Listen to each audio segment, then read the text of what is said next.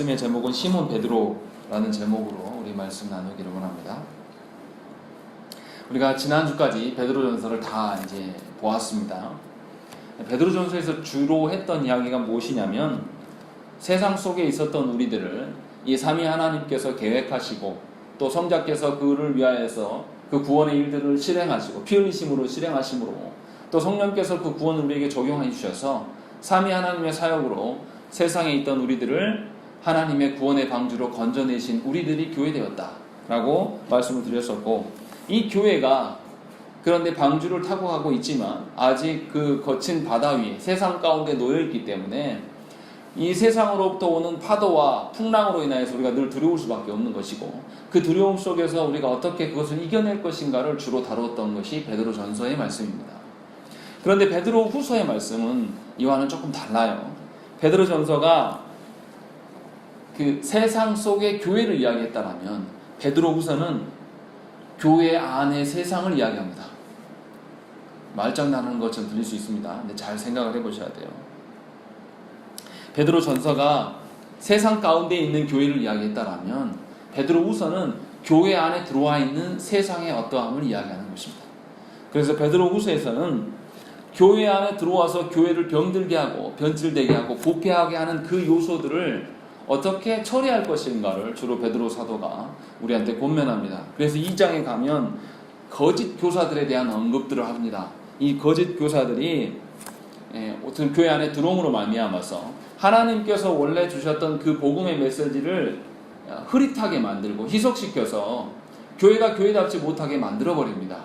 그리고 교회가 교회답지 못하기 때문에 이 성도들이 누구를 닮아가냐면 세상을 따라가기 시작하는 것이죠. 그래서 교회가 원래 교회의 색채를 갖는 것이 아니라 입술로는 그리스도인이다, 내가 직분을 가진 자다, 찬양으로는 하나님을 사랑한다, 주의 일을 한다 라고 이야기하지만 우리의 삶에서는 도무지 하나님이 주인 되심이 드러나지 않고 세상 가운데서 전혀 구별됨이 없는 자로서 서게 되는 것이 이 베드로후서의 교회들의 현실이라는 것이죠. 그것을 잘 아는 베드로 사도가 그것을 보면하고 있는 거예요. 그런데 놀랍게도 이 베드로후서의 상황은 한국교회 모습과 너무나 닮아 있습니다. 우리가 잘 아는 것처럼 서울의 엄청 큰 대형교회 목사가 자기 아들에게 교회를 물려주고 이런 것이 너무나 당연하다듯이 이야기하고 총회가 이것을 또 합법화시킴으로 말미암아서 하나님을 전혀 두려워하지 않고 그냥 인간이 만들어 놓은 헌법으로 모든 것이 통과되는, 이미 정치권과 너무 똑같이 닮아있는 교회의 어떤 그런 모습들을 우리가 보고 있습니다. 그런데 그것이 그 사람들만의 일이냐? 그렇지 않습니다. 우리의 현실을 봐보십시오. 교회 안에서는 있어서 안 될 일들이 너무나 많습니다. 성적인 타락, 목회자들까지도 다 타락해 있고요. 돈의 문제요. 목회자들 안에서 걸려서 넘어지지 않는 목사가 거의 없을 정도에 이르고요. 또 권력에 대한 욕심들이요. 이 목사님들이 권력에 대한 욕심들이 얼마나 지나친가 몰라요. 그래서 자기가 노예나 총회의 권력을 잡으면 그때부터는 이거는 하나님도 안 계시는 그런 구조로 가버린다는 것이죠. 지금 그런 교회의 현실이 우리의 현실이에요. 그러니까 이 베드로 사도가 지금 우리에게 권면한 이 베드로후서의 말씀이 남의 이야기가 아니라 바로 우리의 이야기고 우리가 들어야 될 말씀이라는 것이죠. 그래서 베드로후서는 3장밖에 안 되는데 우리에게 굉장히 중요한 말씀이고, 이 말씀을 잘 우리에게 적용하면은 우리 시대의 교회를 어떻게 지켜나갈 수 있는 것인가를 힌트를 아주 많이 얻을 수 있는 그런 귀한 말씀입니다. 그래서 오늘 우리가 이 말씀을 통해서 베드로후서의 말씀을 통해서 교회 안에 들어와 있는 어떤 세상적인 요소들을 발견하고 이것을 어떻게 정리해 갈 것인가, 이것을 우리가 중점적으로 말씀을 나눴으면 좋겠습니다.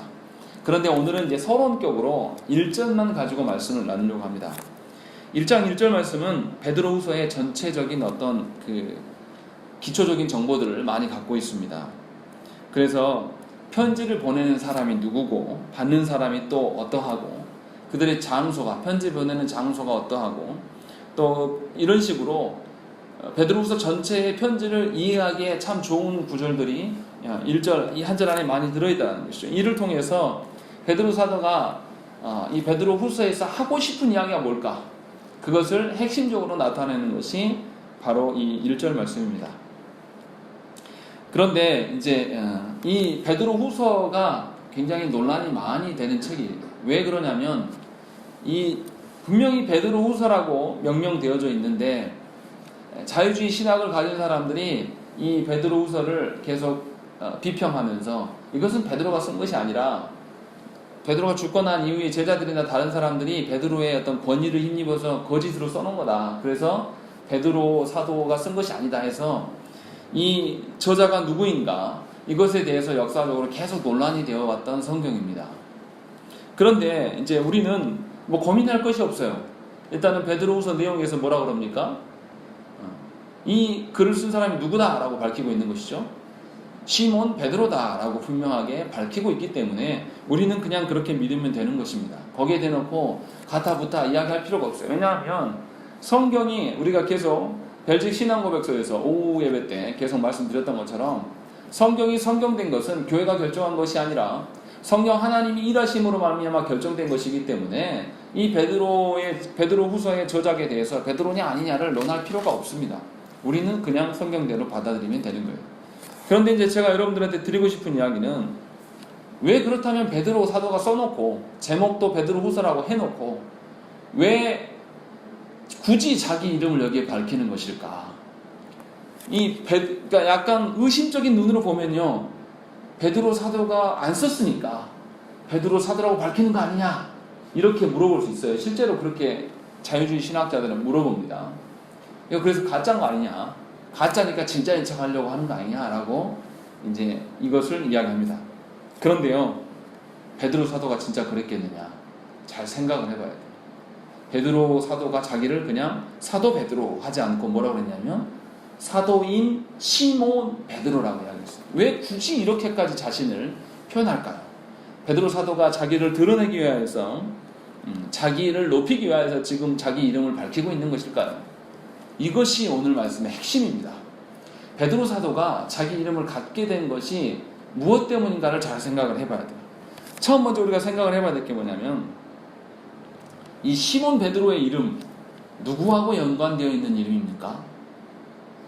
예, 예수님과 연관되어 있는 이름입니다. 우리 한 말씀 찾아보시죠. 요한복음 1장 42절 말씀 보시면 이 시몬 베드로 이름이 어디서 왔는지 금방 알 수 있습니다. 우리가 다 아는 말씀이에요. 요한복음 1장 42절 말씀 다 찾으셨으면 우리 한 목소리로 읽겠습니다. 시작.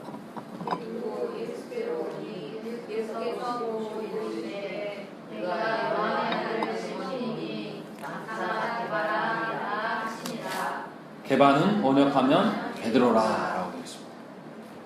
원래 이름이 시몬이었는데 예수님께서 이름을 어떻게 지어주죠? 게바, 베드로라고 이름을 지어주십니다. 그러니까 베드로 입장에서는 예수님께서 자기 원래 이름이 시몬이었는데 보시고 처음 보자마자 베드로라고 이름을 지어줬어요. 근데 이 베드로의 뜻이 뭡니까? 헬라어 페트라스인데 이것이 원래 헬라어와 다른 의미로 동일한 의미로 뭐냐면 반석이라는 뜻이에요. 우리가 잘 아는 것처럼 예수님께서 베드로를 보자마자 분명히 처음 만났을 때 뭔가 운명적인 방식으로 이름을 바꿔주십니다. 물론 시몬 안 쓰는 게 아니에요. 시몬도 쓰고 있습니다. 그러다 분명하게 베드로의 운명이 될 만한 그런 이름을 그에게 붙여주시고 베드로의 정체성이 무엇인지를 처음부터 분명히 밝혀주십니다. 그걸 누가 하셨다고요? 예수님께서 하셨다는 것이죠. 그러니까 베드로 입장에서는 자신이 반석일 리가 없어요. 베드로는 어떤 사람입니까? 매우 다혈질적이고 어떻게 해요? 혈기왕성할 때는 말고의 귀를 잘라버릴 정도로 다 이렇게 푹 솟았다가 또 겁먹으면 어떻게 하죠? 예수님을 3번이나 부인할 정도로 기복이 매우 심한 사람이에요. 이런 사람에게 반석이라고 부르는 것이 합당합니까?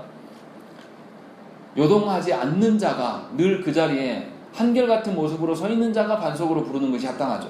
그런데 예수님은 이상하게 전혀 반석같지 않은 자신을 예수님이 자기를 베드로라고 부르셨다는 거예요. 반석이라고 부르셨어요. 그리고 교회의 사도로서 교회를 그의 손에 맡겨주었음을 이 베드로가 잘 알고 있다는 것이죠. 그래서 베드로는 지금 무슨 이야기를 하고 싶은 거냐면 베드로후서에서 시몬 베드로 자기를 그렇게 밝히는 것은 뭐냐면 바로 이 이름 지어주신 그분이 나를 너에게 보내고 있다. 지금 그 이야기를 하고 있는 것이죠. 너희도 잘 알지 않느냐? 내가 원래 시몬이었는데 반석이 된 것이 내가 반석다워서 반석된 것이 아니라 예수께서 나를 그렇게 지칭해 주시고 예수께서 나를 그렇게 삼아 주셨기 때문에 내가 지금 너희들 앞에 서 있어서 나를 드러냄이 아니요 나를 보내신 이를 드러내기 위하여서 내가 지금 너희들의 사도로 서 있는 것이 아니냐라는 것을 함축적으로 이야기하는 것이 바로 자신의 이름 시몬 베드로라고 밝히고 있는 것임을 우리가 보아야 된다는 것이죠. 그러니까 이 베드로 사도가 근거 없이 자신의 이름을 갖다 들이대는 것이 아니에요. 이 성도들이 저 사람은 예수님이 이름 지어준 사람이지 자신의 정체성은 무엇인지 정확히 아는 사람이지 또 자신을 드러냄이 아니요 오로지 예수 그리스도를 드러낼 수밖에 없는 자이지 이런 것을 충분히 알기 때문에 이 이름을 거론하고 있다는 것이죠. 그렇다면 베드로가 예수님을 어떻게 알고 있었습니까? 중요한 것은 그러면 예수님께서 베드로를 이름을 지어주고 그를 사도로서 인정해주고 파송해 주셨어요. 그러면 이 베드로가 예수님을 제대로 알아야지 예수님을 증거할 거 아닙니까? 베드로가 예수님을 뭐라고 고백했습니까? 마태복음 16장에 있는 것처럼 우리가 잘 아는 것처럼 주는 그리스도시요 살아계신 하나님의 아들입니다 라고 고백을 합니다. 우리 거기도 한번 찾아볼까요? 마태복음 16장 16절 말씀 보시면 베드로가 놀라운 고백을 합니다. 중요한 것은 그 고백이 중요한 게 아니고요 그 뒤에 있는 말씀이 더 중요하죠. 그래서 찾는 겁니다.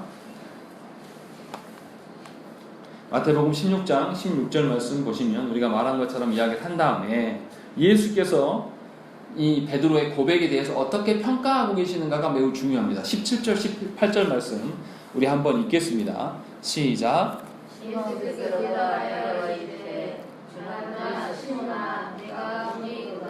17절입니다. 다시 읽겠습니다. 17절 시작. 예수께서 대답하여 이르시되 바요나 시몬아 네가 복이 있도다.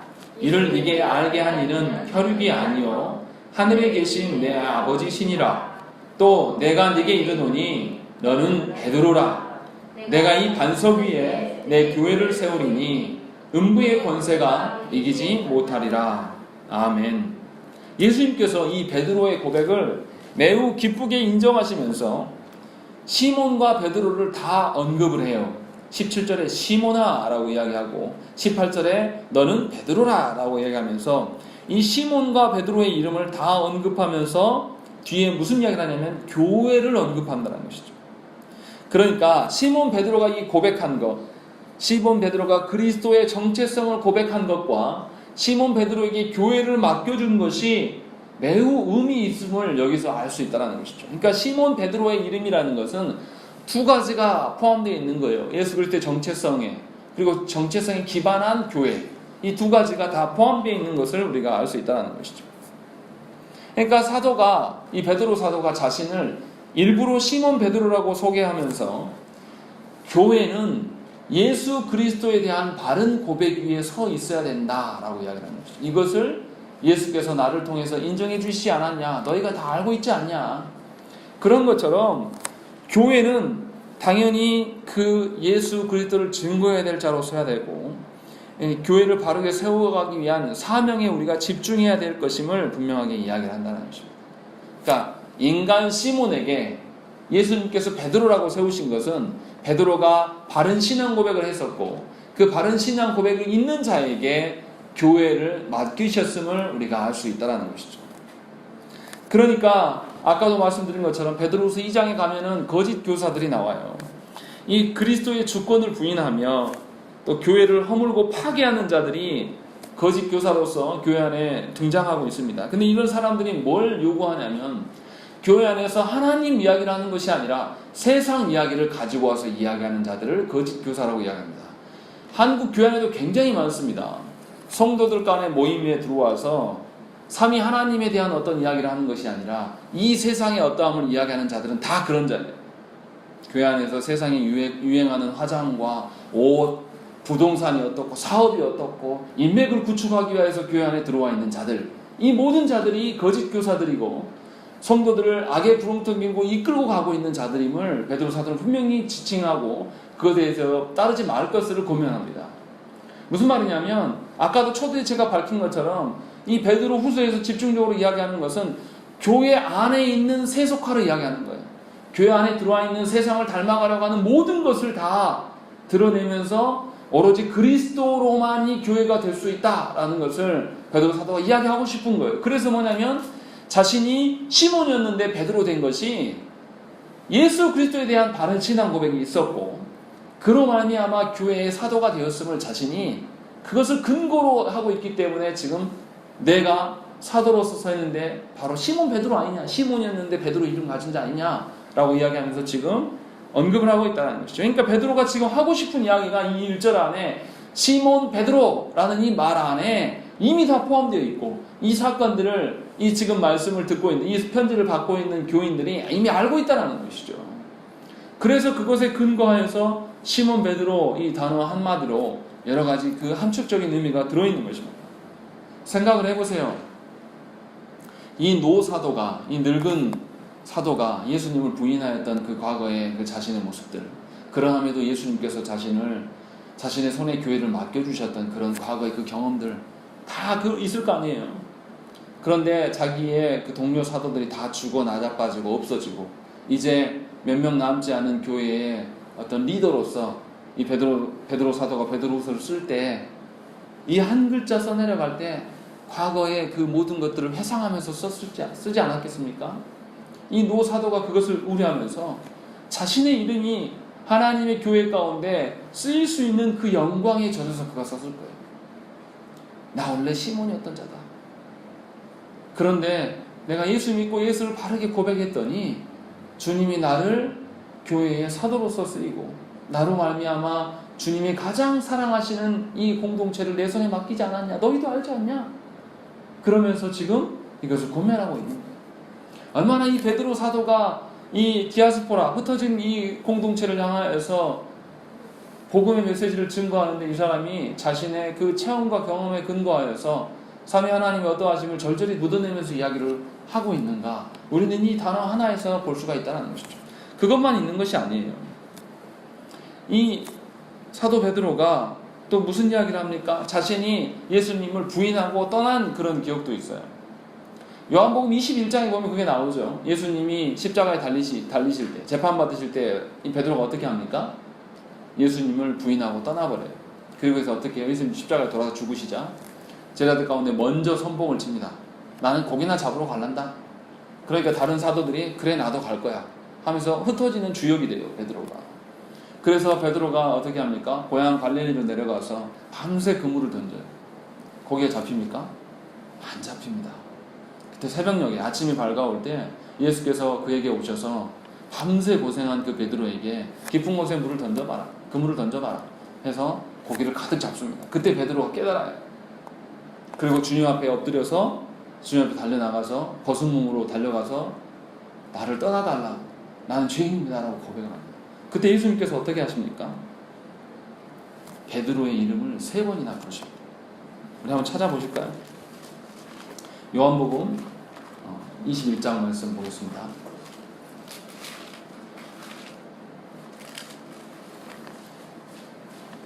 요한복음 21장 15절 16절 17절 우리 계속 읽겠습니다. 요한복음 21장 15, 16, 17절입니다. 읽습니다. 시작. 그들이 조반 먹은 후에 예수께서 시몬 베드로에게 이르시되 요한의 아들 시몬아 네가 이 사람들보다 나를 더 사랑하느냐 하시니 이르되 주님 그러하나이다. 내가 주님을 사랑하는 줄 주님께서 아시나이다. 이르시되 내 어린 양을 먹이라 하시고 또 두 번째 이르시되 요한의 아들 시몬아 네가 나를 사랑하느냐 하시니 이르되 주님 그러하나이다. 내가 주님을 사랑하는 줄 주님께서 아시나이다. 이르시되 내 양을 치라 하시고 세 번째 이르시되 요한의 아들 시몬아 네가 나를 사랑하느냐 하시니 주께서 세 번째 네가 나를 사랑하느냐 하심으로 베드로가 근심하여 이르되 주님 모든 것을 아시오매 내가 주님을 사랑하는 줄을 주님께서 아시나이다. 예수께서 이르시되 내 양을 먹이라. 아멘. 베드로가 예수님을 버렸어요. 버리고 떠나가서 고기를 잡았는데 예수님은 그를 찾아오셔서 그를 부르십니다. 뭐라고 부르냐면 처음 그가 예수님 만났을 때 시몬이라는 이름을 가졌던 그 이름으로 예수님이 부르셔요. 일부러 이렇게 부르시는 거죠. 너 원래 요한의 아들 시몬 아니었냐? 그런데 내가 너에게 분명히 베드로라는 이름을 줬다.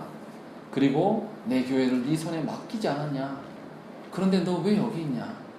네가 과연 나를 사랑하는 게 맞냐? 라고 예수님이 물으셔요. 그때 베드로의 마음이 어떠했을까요? 아마 쉽게 대답하지 못했을 거예요. 우리가 몇 절 안 되니까 우리는 아주 쉽게 읽어버리겠지만 내가 사랑합니다 이 말을 못했을 거예요. 그냥 주님께서 아시지 않습니까? 이렇게밖에 말할 수 없어요. 자신의 그 배신과 자신의 어떠함을 너무나 잘 알기 때문에. 두 번 또 예수님이 똑같이 물으세요. 그때도 내가 주님을 사랑하는 줄 주님께서 아십니다 라고 이야기해요. 차마 자기가 스스로 고백을 못하는 거예요. 그리고 세 번째 주님께서 다시 요한의 아들 시몬아 라고 부르시자 베드로가 어떻게 대답합니까? 근심하였다라고 했어요. 아마 베드로가 이 사건을 평생 잊지 못했을 것입니다. 베드로가 이 사건으로 말미암아서 평생 주님의 복음 전파를 위하여서 목숨을 걸고 살았을 거예요.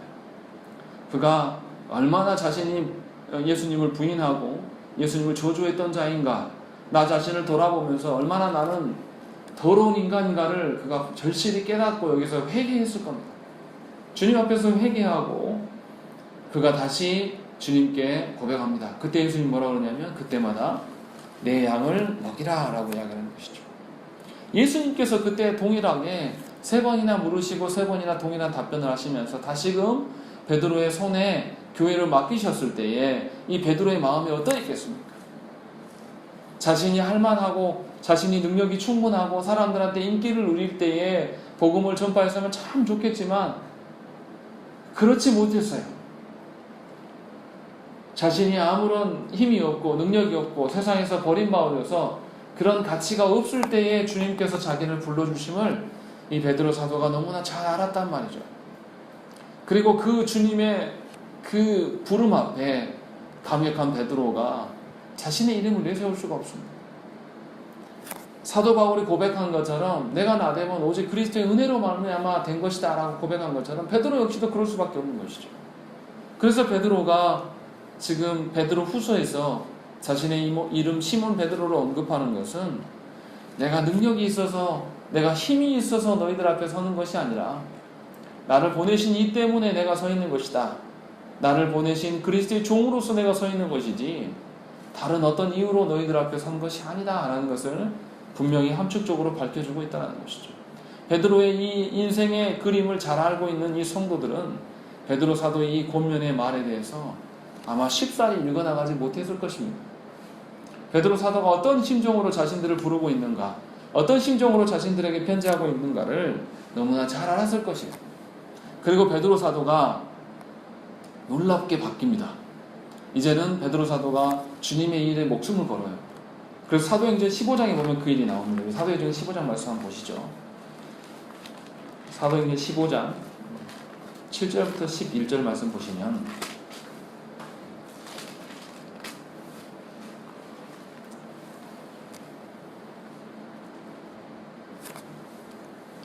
사도행전 15장 7절부터 11절 말씀 신약성경 213페이지에 있습니다. 사도행전 15장 7절부터 11절 말씀 우리 함께 읽겠습니다. 7절부터입니다. 시작. 많은 변론이 있은 후에 베드로가 일어나 말하되 형제들아 너희도 알거니와 하나님이 이방인들로 내 입에서 복음의 말씀을 들어 믿게 하시려고 오래전부터 너희 가운데서 나를 택하시고 또 마음을 아시는 하나님이 우리에게와 같이 그들에게도 성령을 주어 증언하시고 믿음으로 그들의 마음을 깨끗이 하사 그들이나 우리나 차별하지 아니하셨느니라. 그런데 지금 너희가 어찌하여 하나님을 시험하여 우리 조상과 우리도 능히 매지 못하던 멍에를 제자들의 목에 두려느냐. 그러나 우리는 그들이 우리와 동일하게 주 예수의 은혜로 구원받은 줄을 믿노라 하니라. 아멘.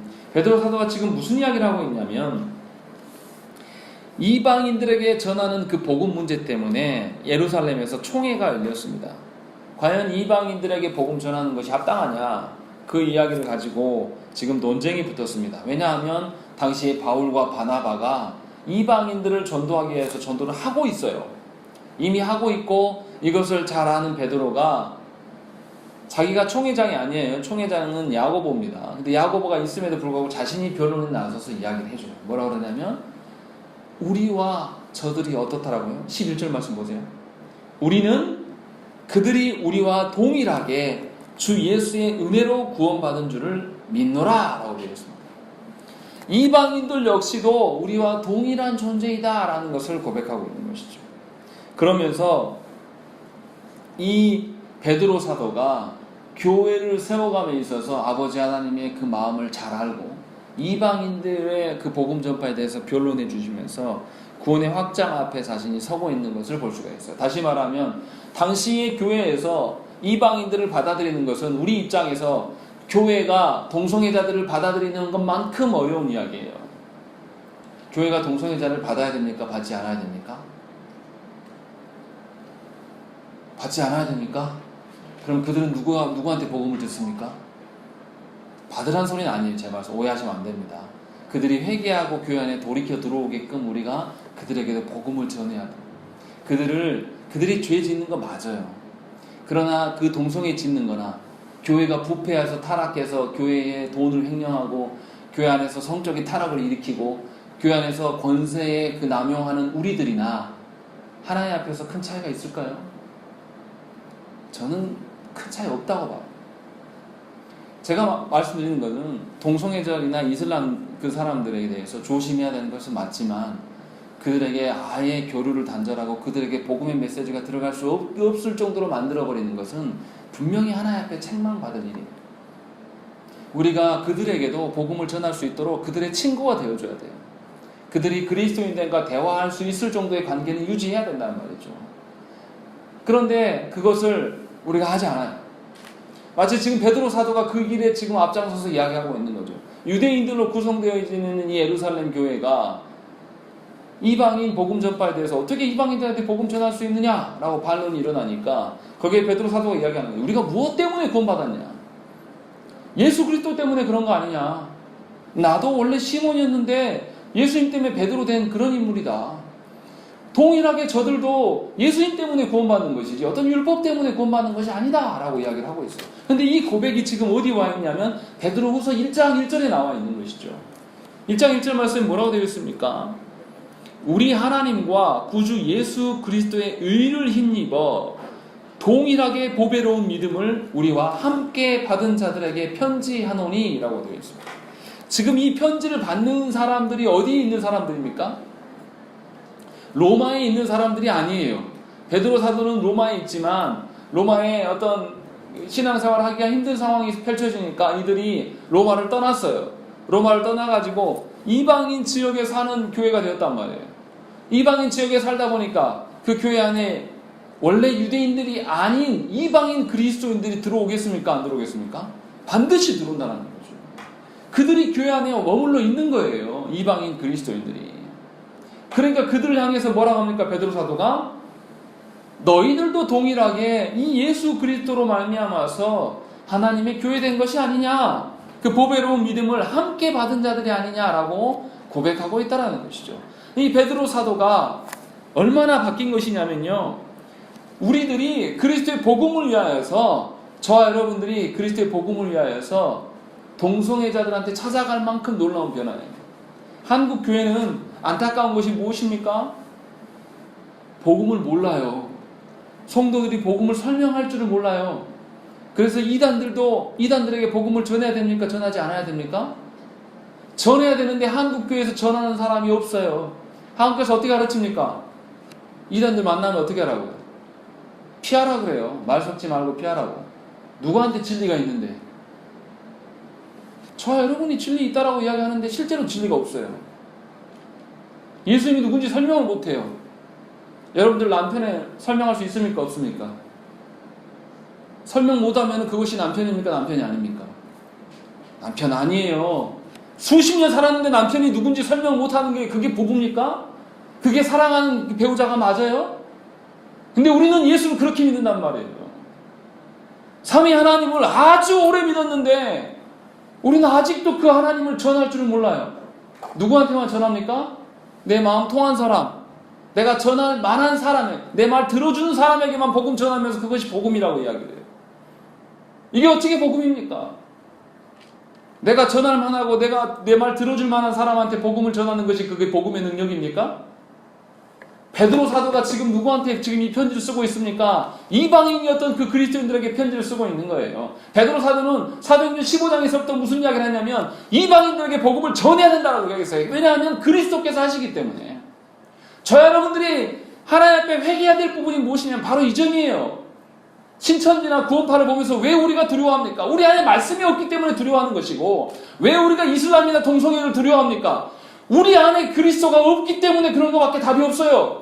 한국교회가 얼마나 타락했냐면 삼위 하나님 누군지 설명할 줄도 못하고 삼위 하나님이 있다고 하는 자들이 그 엉터리 같은 말도 안 되는 그 복음을 자기들끼리 말씀 배우는 그런 신천지를 두려워한단 말이에요. 이게 말이나 되냐 이 말이에요. 이게 지금 우리가 온전한 교회라고 이야기할 수 있겠냐 말이에요. 하나님 앞에서 저 여러분들이 뭐라고 이야기할 겁니까? 뭐라고 변명하실 거예요? 하실 말이 있을까요 우리가? 어쩌면 우리는 교회가 아닐 수도 있어요. 우리 착각으로 살아가는 거예요. 어떻게 예수 믿은 지 몇십 년이 지났는데 내가 사랑하는 하나님을 설명하지 못합니까? 내가 사랑하는 하나님이 내 가정 가운데 어떻게 역사하시고 내가 예수 믿고 나에 대해서 내가 어떻게 변화되었고, 예수 믿는다라는 것은요, 새벽에도 말씀드렸지만 여기 와서 예배 생활하는 것이 예수 믿는 게 아니에요. 예수 믿는다라는 것은 예수 믿는 방식대로 뭔가 세상과 다른 방식으로 세상에서 살아가는 거예요. 그래서 세상 사람들이 우리를 보면서 뭐라고 해야 되냐면 당신들은 진짜 좀 다른다. 세상의 기준과 너무 다르다. 세상은 대기업이 총수가 대기업 아들한테 물려주는 것이 세상의 방식인데 교회는 안 그래야 되는 것이 아니냐. 세상이 우리한테 그렇게 요구하고 물어보고 있어요. 그런데 오히려 교회가 자기 아들을 떡하니 앉혀놓고 총회에서 합법이다라고 이야기하는 거예요. 더 세상적으로 바뀐 거예요. 대기업 총수들은 그 일들을 하기 위해서 다른 편법을 쓰다가 걸리면 감옥도 갔다 와요.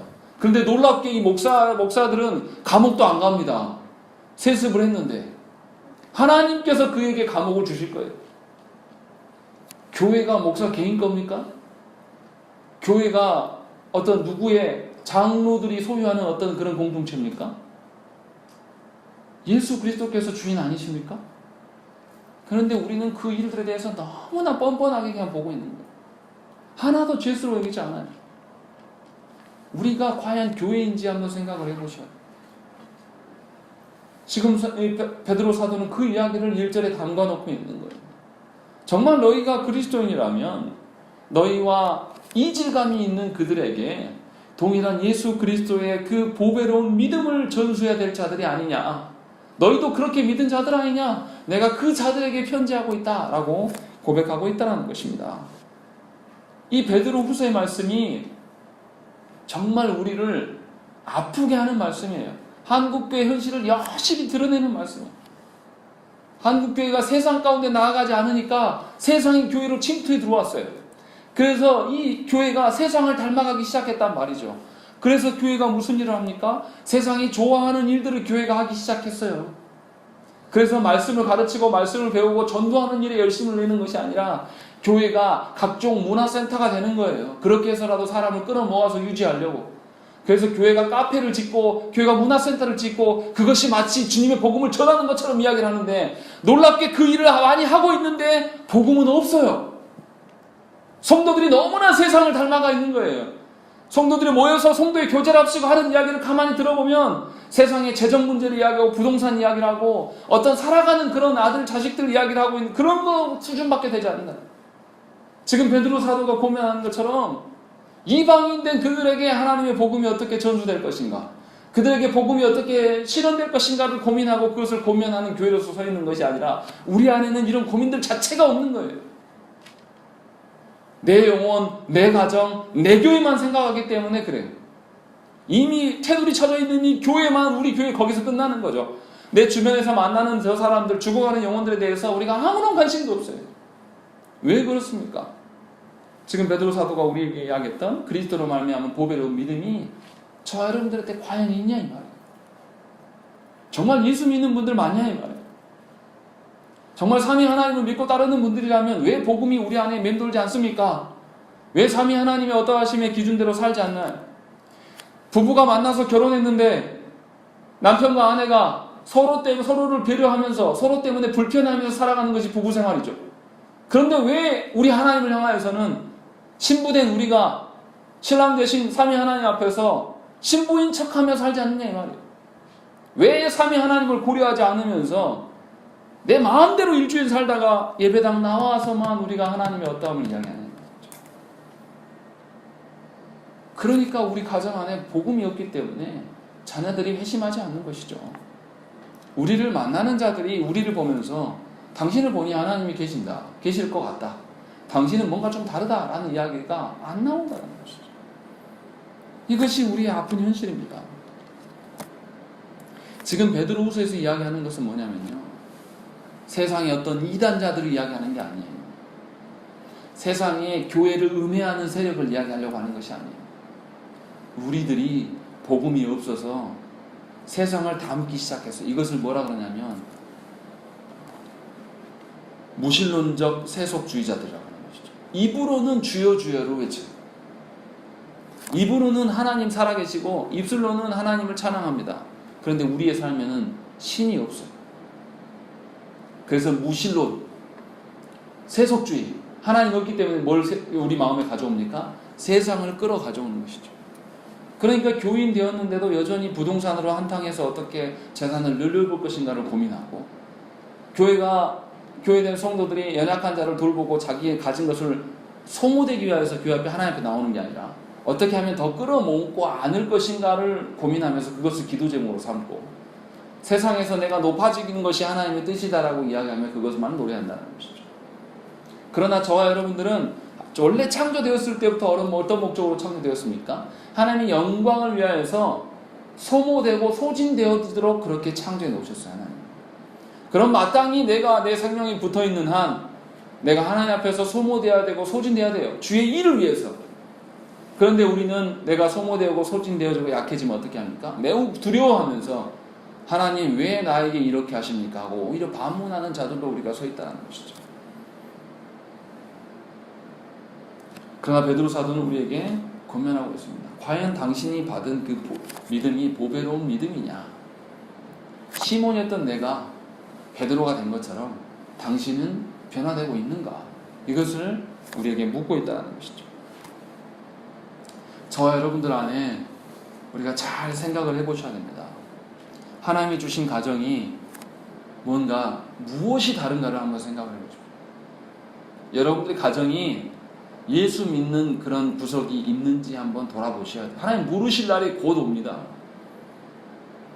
여러분들의 영혼이 교회 안에 직분이 있는데 내가 무엇은 다른 삶을 사는가? 일상에서 예배 드릴 때 말고요. 일상에서 내가 세상과 다르게 뭔가를 살아가고 있는 것이 뭔가 한번 생각을 해보시라고요. 세상 사람들이 알아봐야 되지 않습니까? 최소한 착하다는 소리는 못 들어도 당신 예수 믿는 사람이구만, 이 소리는 들어야 되지 않겠습니까? 이 소리를 못 들으니까 우리가 어떻게 해요? 예수 믿는 사람들끼리만 모여요. 그래서 우리끼리 직분을 불러가면서 위로하고 있는 거죠. 엄청 잘못된 거 아닙니까? 놀랍게도 그러면서도 우리는 어떻게 합니까? 이 시대에 유행하는 것, 이 시대에 뭐가 좋다더라 이런 건 우리가 잘 누리고 살아가요. 이 시대의 흐름은 잘 맞춰 살아가는데 놀랍게 삼위 하나님께서, 성령 하나님께서 우리를 이끄심에 대해서는 우리가 맞출 줄을 모른다는 것이죠. 베드로 사도가 지금 그것을 베드로후서 전체에서 우리에게 이야기를 할 것입니다. 저와 여러분들이 이 말씀을 통해서 우리가 처해 있는 한국교회 현실을 보셔야 돼요. 예배 전에도 우리가 말씀을 몇 마디 대화하면서 나눴는데요. 한국교회 곧 있으면 이제 문 닫는 교회들이 많이 드러날 것입니다. 지금 한국교회 안에 청년들이 2.6%인가 8%밖에 없어요. 청년들이요. 20, 30대 청년들이 2.8%밖에 없어요. 앞으로 10년 후면 10년, 15년 후면 교회가 비기 시작할 거예요. 이제 건물 자체 유지비도 안 돼요. 그럼 어떻게 하죠? 건물이 이제 매물로 지금도 많이 나옵니다. 그러면 이 교회들이 살아남기 위해서 통폐합할 거예요. 앞으로 계속 교회가 쪼그라드는 일들이 다음 세대들 가운데 드러나는 거예요. 저는 그런 목회를 할 것이고. 그러면 우리가 어떤 자로 남아야 되겠습니까? 어떤 사람만 교회에 남을까요? 진정으로 하나님 앞에서 내가 손해봐도 괜찮을 사람들만 교회에 남게 될 것이다. 그리고 이 사람들을 통해서 다시 하나님께서 교회를 재건하실 것입니다. 그럼 재건하려고 하면 이스라엘 백성이 그 포로로 끌려갔어요. 바벨론으로 끌려가서 몇 명이 돌아옵니까? 바벨론에서 100만 명 정도 살았어요. 이스라엘 백성만. 몇 명이 돌아옵니까? 4만 얼마가 돼요. 5만도 안 돼요. 4% 정도. 많으면 5%. 이 사람이 이스라엘을 재건합니다. 무슨 말씀입니까? 우리 자녀 어떻게 키워야 되겠습니까? 그냥 교회 안에 있다고 해서 안심하면서 그냥 키우면 그게 신앙입니까? 아니요. 가짜들은 분명히 다 걸러질 거예요. 교회 안에 자신의 재산과 자신의 인생의 어떤 것까지 소모시킬 수 있는 사람만 남게 될 거예요. 왜요? 생각을 해보세요. 교회 건물이 매각되고 통폐합되는데 교회 건물이 인기 좋은 건물이 아니에요. 교회 용도로밖에 쓸 수 없는 건물이 많아요. 너무나 크고 그걸 어떻게 용도 변경합니까? 그렇게 큰 예배당 공간을 뭘로 씁니까? 쓸 게 없어요. 그럼 헐값에 팔릴 수밖에 없는 거예요. 잘 팔리지도 않아요, 실제로. 그러면은 교회가 그거 아는 거 누가 다 성도들이 다 품어야 돼요. 그럼 통폐합 때 교회들이 다 품어가야 될 거 아닙니까? 그럼 남은 자들이 그걸 다 감당해 나가야 돼요. 우리 자녀들은 그런 교회에서 살 거예요. 장밋빛 그걸 상상합니까? 그렇기 때문에 여러분들이 신앙생활을 바르게 하셔야 돼요. 가짜들이 판치는 교회는 이제 끝나가고 있어요. 진짜로만 하나님이 군사로 세우는 교회들을 하나님께서 이제 세워가실 거란 말이죠. 그렇기 때문에 어중이 떠중이들을 여기 앉혀놓고 목회할 수가 없어요. 하나님이 원하시는 교회됨을 명맥을 이어가려면 진심으로 하나님을 향하여서 자신의 모든 것을 소진할 수 있는 영혼들을 불러 모을 수밖에 없고 그런 영혼의 변화를 꿈꿀 수밖에 없는 것이 젊은 목회자의 입장이라는 것이죠. 앞으로는 그렇게 될 거라는 거죠. 그 앞에서 베드로 후서 이 말씀은 너무나 값지고 귀한 말씀입니다. 저와 여러분들이 그런 심정으로 하나님 앞에 서지 않으면 여러분들의 자녀들이 교회 안에 설 수 없을 것이고 너무나 안타깝지만 하나님 나라에 그런 자녀들을 만날 수 있겠냐 이 말이에요. 그럴 수 없다라는 거죠. 생각을 해보세요. 나는 쪼그라들고 연약해져도 내 자식 때에는 교회가 더 번성하고 하나님 앞에 더 바르게 서야 되는 것이 부모된 우리의 심정 아닙니까? 그런데 한국교회가 쪼그라들고 있는데 위기의식을 안 느껴요. 누가요? 교회 안에 중직자들이요. 싸우는 일에 얼마나 열심인지 모릅니다. 안 싸우는 교회를 찾아보기가 너무나 힘들어요. 안 싸운 교회 있으면 좀 알려주세요. 저 좀 위로가 되게. 내면에 들어가 보면 전부 싸우고 있어요. 누가요? 중직자들이요. 안 싸우는 교회가 없어요. 이것을 누가 봅니까? 2.8%밖에 없는 이 젊은이들이 보고 있습니다. 이들이 예수 믿겠습니까? 예수 믿긴 뭘 믿어요? 그냥 부모한테 효도하려고 그냥 자기만 채우고 있는 것이죠. 이러한 시대 가운데 우리가 놓여 있는 것입니다. 그렇기 때문에 저와 여러분들이 진심으로 예수 그리스도를 통한 믿음이 아니면 하나님 앞에 설 수가 없습니다. 진심으로 저와 여러분들이 예수 그리스도로 말미암아 내 영혼이 변화되어지고 내 삶의 태도가 바뀌지 않으면 우리 자녀들에게 복음을 전할 수가 없어요. 하나님이 물으실 거예요. 저와 여러분들에게 너는 뭐 했냐? 다른 사람은 고사하고 너한테 맡겨준 위탁해준 네 자녀도 아니잖아. 하나님의 자녀를 내가 너한테 몇십 년간 맡겼는데 너는 뭘로 키웠냐 도대체? 물으실 거란 말이죠. 그때 뭐라고 하겠습니까? 베드로 사도가 지금 우리에게 그것을 묻고 있는 거예요. 정말 당신이 보배로운 믿음을 갖고 있는 자인가? 정말 당신이 보배로운 믿음으로 당신의 자녀를 양육하고 키웠는가? 정말 당신이 보배로운 믿음을 세워가기 위해서 교회의 직분을 감당했는가? 지금 이것을 묻고 있는 것이죠. 저 여러분들이 이 말씀을 한 절을 읽으면서 늘 가슴 아프게 생각하셔야 돼요. 시몬처럼 우리가 배반하고 더러웠고 수준 낮았던 우리 인간들을 하나님께서 베드로로 바꿔놓으셔서 교회의 반석으로 삼으시기를 원하신다는 거죠. 이게 얼마나 기쁜 일입니까? 그럼 우리가 어떻게 살아야 되겠습니까? 그리스도로 말미암아 우리가 반석되기 위해서 살지 않겠습니까? 교회의 모퉁이에서 변방에서 그냥 교회의 문턱만 밟고 가는 그런 자가 아니라 교회의 중심으로 반석으로 서라고 지금 하나님께서 우리를 불러놓으신 거 아닙니까? 그래서 시몬 베드로 선생이 우리를 향해서 시몬 베드로 되었다라고 이야기하지 않습니까? 제가 간절히 부탁하는 이야기는 여러분들에게 주눅 들고 힘없게 만들기 위함이 아니에요. 여러분들이 과거에는 시몬이었을지라도 이제는 예수 그리스도로 말미암아 교회의 반석 되시라는 것이죠. 그래서 여러분들의 그 10년 가운데, 여러분들의 그 하나님 앞에 울부짖음 가운데 여러분 교회에 속해 있는, 또 여러분의 가정에 속해 있는 영혼들이 하나님 앞에 회개되고 변화되는 역사가 분명히 드러나야 돼요. 누구를 통해서요? 바로 이 말씀을 듣는 여러분들을 통해서 하나님의 나라가 세워지고 하나님의 복음이 증거되어야 된다는 것입니다. 우리가 늙고 힘이 없다고 주의 일을 못하는 것이 아니에요. 돈이 없다고 목회 못하는 것도 아닙니다. 주의 일은 누가 하십니까? 삼위 하나님이 하셔요. 우리는 그냥 순종으로 나아가는 것뿐입니다. 그 사실을 잃어버리지 마시고 정말 우리가 주님 앞에 보배로운 믿음을 가진 자인가를 돌아보시고 하나님께 간구하는 저와 여러분 되시기를 간절히 축원합니다. 우리 함께 기도하겠습니다.